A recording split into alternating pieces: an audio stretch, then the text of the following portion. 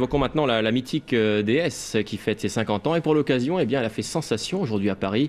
Plus de 1500 modèles ont en effet défilé entre l'Arc de Triomphe et la Tour Eiffel.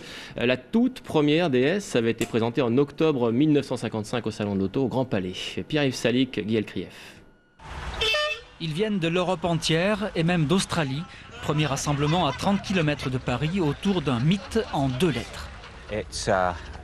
C'est le mode de vie à la française, c'est une icône du design, c'est la beauté faite objet, c'est une joie de la posséder.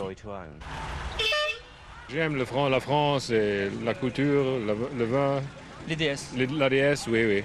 Elles sont 1600 en cortège très officiel vers l'Arc de Triomphe. Des berlines, des breaks, des cabriolets en grande forme pour la plupart, après 5 décennies sur les routes de France. Un souci? Non, c'est parce que comme j'ai monté dans la voiture, je suis mécanicien, en roulant j'ai trouvé que la voiture elle marchait mal. Et comme j'étais 40 ans chez Citroën, je lui dirais que c'est ralenti pour lui faire plaisir. À l'époque, la DS innove, suspension hydraulique, boîte semi-automatique. C'est la voiture des 30 Glorieuses, la voiture de papa, celle des chefs d'État et de Fantomas. Modèle 67 pour Bruno, il est suisse mais pas neutre. En DS 21 à Paris, son jour de gloire est arrivé. Sublime, c'est une des plus belles. Merci. C'est la voiture que je pense a révolutionné un peu toute l'histoire d'automobile. Lefebvre, un ingénieur français, Bertoni, un dessinateur italien. En 1955, la DS est déjà européenne quand le public la découvre au Grand Palais à Paris. Italiens et français, vous savez, on réussit une très belle chose, très belle, vous voyez. C'est une collaboration vraiment très véritable, non? Après 1 455 746 exemplaires et demi, la DS s'éteint avec le premier choc pétrolier, mais son look reste unique. On peut le modifier et ce n'est pas un sacrilège. Au contraire, je lui donne une seconde vie, une autre vie de jeune, qui rentre dans un esprit tuning, puisqu'en tuning, il n'y en a pas. Donc, pour éviter qu'elle se fasse oublier, quoi. La DS, un monument, devant la Tour Eiffel, c'est plus qu'une photo, un cliché.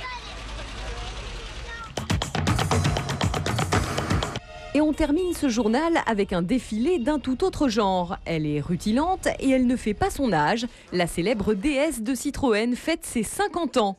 1600 modèles étaient rassemblés ce matin dans les rues de Paris.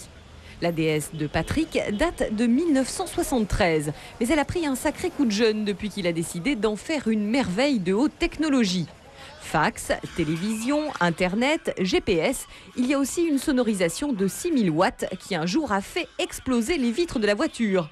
Au total, ce fou de tuning a dépensé 60 000 €.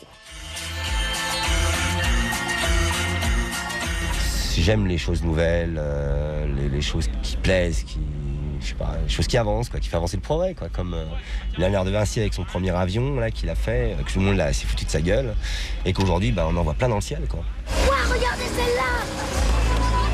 La DS de Patrick ne vole pas encore, mais elle roule bien et même parfois très vite, pour le plus grand bonheur de ses admirateurs.